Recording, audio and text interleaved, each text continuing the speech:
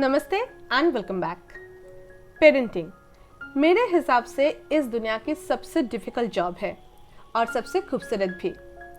सही वैल्यूज़ के साथ एक बच्चे का परवरिश करना थोड़ी ना इजी टास्क है। उसके साथ टाइम स्पेंड करना, उसका टैंट्रम संभालना, स्टडी में हेल्प करना, कभी कभी उसके साथ खुद भी बच्चा बन जाना, उसे सही गलत में फ़र्क समझाना, बहुत सारे पापड़ बेलना पड़ता है। घर और ऑफिस के साथ ये सब संभालते संभालते हम अक्सर पेशेंस खो बैठते हैं। तो इसलिए आज इस वीडियो में मैं आपके साथ शेयर करूंगी कुछ मॉम्स हैक्स। अगर आप एक टॉडलर की मम्मी हो या फिर आपका बच्चा अभी स्कूल में प्राइमरी सेक्शंस में है, देन ये वीडियो आपका बहुत काम आने वाला है।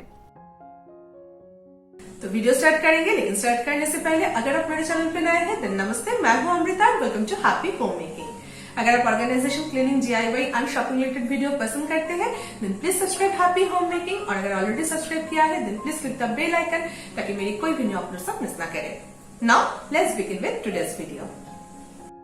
घर में जब क्रिएटिव सेशन चालू रहता है तो घर में से होने में ज्यादा टाइम लगता नहीं है। कहीं पे क्रेयॉन्स भगता है तो कहीं पे वाटर कलर, और ये स्केच पेन्स की कैप्स तो हमेशा खो जाता है और हम मम्मियों को कम बढ़ने लगता है उसे ढूंढने में। कभी कभी मिल भी जाता है, कभी नहीं मिलती, और इस चक्कर में स्केच पेन्स हो जाता है खराब। इस प्रॉब्लम के लिए मेरे पास एक मजेदार सॉल्यूशन है। अभी से अब जब भी नया स्केच पेन सेट परचेस करें तो सभी पेन्स की कैप एक सेलो टिप के हेल्प से एक साथ अटैच करके रखें, कुछ इस तरह।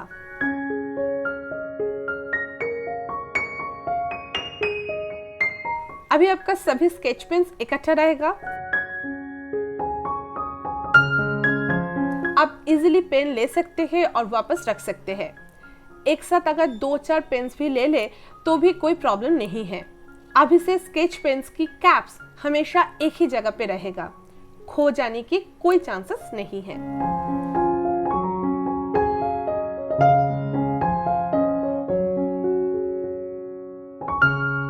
सेम प्रॉब्लम हम फेस करते हैं क्रेयॉन्स के साथ। क्रेयॉन्स टूट जाता है, छोटा छोटा क्रेयॉन्स खो जाता है।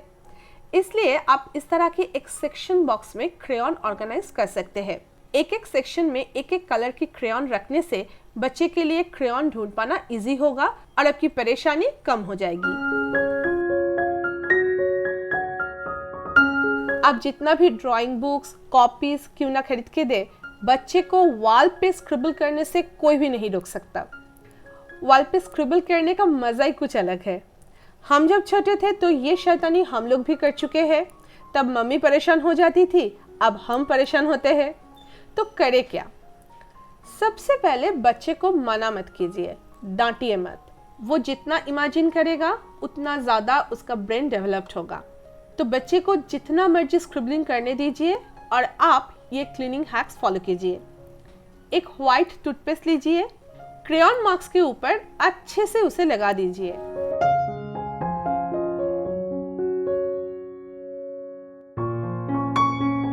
देन थोड़ा सा पानी लीजिए, उसमें बेकिंग सोडा डाल के एक पेस्ट रेडी कीजिए। एक ओल्ड टूथब्रश की हेल्प से ये पेस्ट के साथ वॉल क्लीन करना स्टार्ट करें and you will see the magic. Wall easily clean हो जाएगा।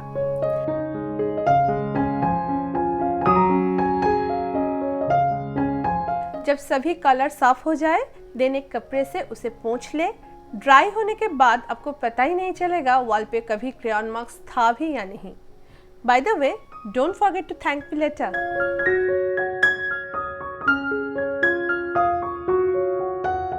छोटे बच्चे का शूज ऑर्गेनाइज करना भी थोड़ा सा ट्रिकी है। किड्स शूज की साइज छोटा होता है, इसलिए शू रैक की बहुत सारी स्पेस अनयूटिलाइज्ड रह जाता है। किड्स शूज ऑर्गेनाइज करने के लिए आप एक बास्केट यूज कर सकते हैं। इसमें शूज फाइल सिस्टम में ऑर्गेनाइज करें, लेकिन ऑर्गेनाइज करते हुए ये जरूर ध्यान रखें कि शूज के अपर एंड बॉटम पोर्शन एक साथ रहे। कभी भी एक शूज की अपर पोर्शन और दूसरे शूज की बॉटम एक साथ ना रखें।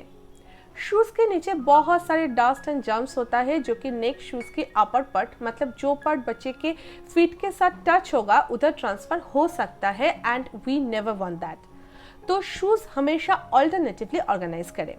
और इस तरीके से शूज ऑर्गेनाइज करने से शू रैक की काफी सारी स्पेस सेव भी होता है।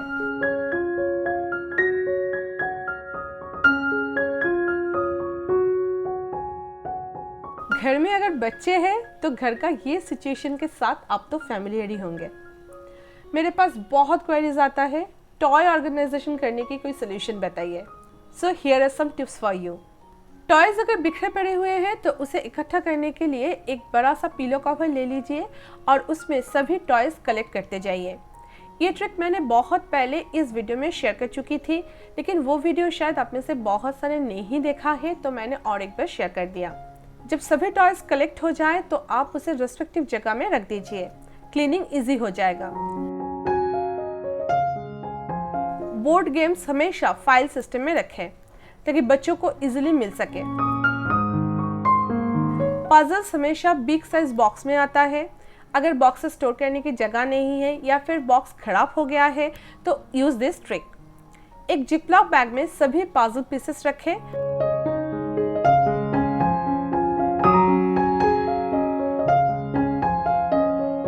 और पजल की जो रेफरेंस पिक्चर है उसे कट करके रेस्पेक्टिव पैकेट में रख दीजिए।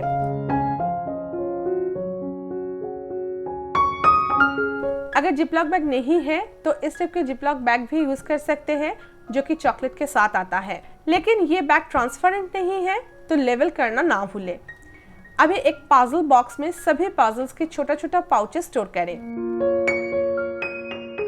और बाकी के बॉक्स फेंक दें। इस तरह आप कम स्पेस में ज्यादा टॉयज ऑर्गेनाइज कर पाएंगे। टॉय ऑर्गेनाइज करने के लिए विंडो स्पेस भी यूटिलाइज किया जा सकता है।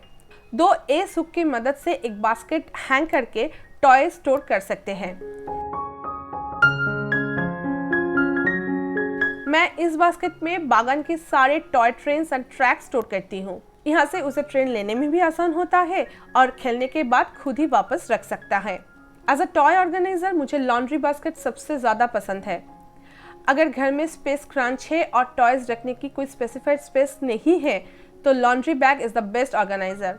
इसमें बिग साइज टॉयज तो इजीली ऑर्गेनाइज्ड हो जाता है, लेकिन छोटा छोटा टॉयज के लिए आप अलग से बास्केट यूज कर सकते हैं। जैसे कि ये छोटी छोटी cars, Beyblade, balls, building blocks, Legos, ये सब एक साथ लॉन्ड्री बास्केट में ऑर्गेनाइज करेंगे तो बच्चे को इजीली कुछ मिलेगा नहीं और वो सब कुछ बिखर देगा। इससे अच्छा है आप छोटी छोटी बास्केट में अलग अलग से इसे ऑर्गेनाइज करके रखें।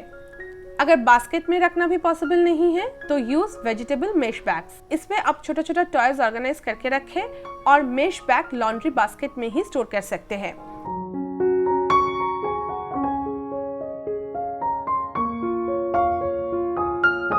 छोटा बड़ा टॉयज मिक्सअप होने की कोई चांसेस नहीं है। बच्चे भी खुश, आप भी खुश।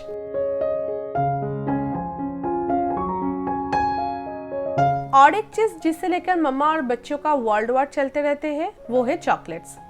बच्चे अगर घर पर है तो you have to have some chocolate, लेकिन मैं सजेस्ट करूंगी घर पे इस तरह का चॉकलेट बार ना रखा करें। बच्चों का एक टेंडेंसी होता है कि उन लोगों को चॉकलेट की एक पूरा पैकेट ही चाहिए होता है। अगर आप चॉकलेट बार से थोड़ा सा तोड़ के देंगे तो उन लोगों का मन भरता नहीं है। तो इसलिए घर पे इस तरह की छोटा छोटा चॉकलेट पैकेट्स रखा करें और मांगने से बच्चे को एक पूरा पैकेट ही दे दीजिए, वो भी खुश हो जाएगा, आपकी टेंशन भी खत्म हो जाएगी। अभी देखते हैं चॉकलेट कैसे छुपा के स्टोर कर सकते हैं। मैं एक छोटा कंटेनर में 4-5 चॉकलेट रखती हूँ और बाकी के चॉकलेट अलग कंटेनर में स्टोर करती हूँ और जितना भी चॉकलेट बार से उसे बॉक्स से निकलकर रबर बैंड से सिक्योर करके एक साथ रखती हूँ।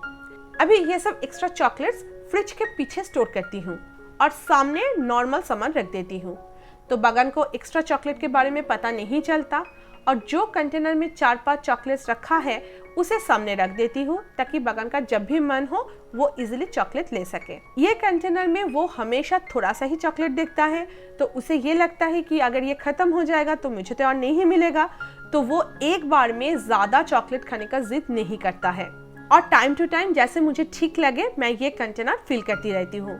और इस तरीके से आप भी मेरी तरह चॉकलेट पे रशनिंग कर सकते हैं। तो आज के लिए बस इतना ही। अगर ये वीडियो आप अभी तक देख रहे हो मतलब ये वीडियो आपको पसंद आया है, देन एक लाइक तो बनता है and don't forget to comment and share. मैं मिलूंगी और एक नए वीडियो के साथ नेक्स्ट संडे।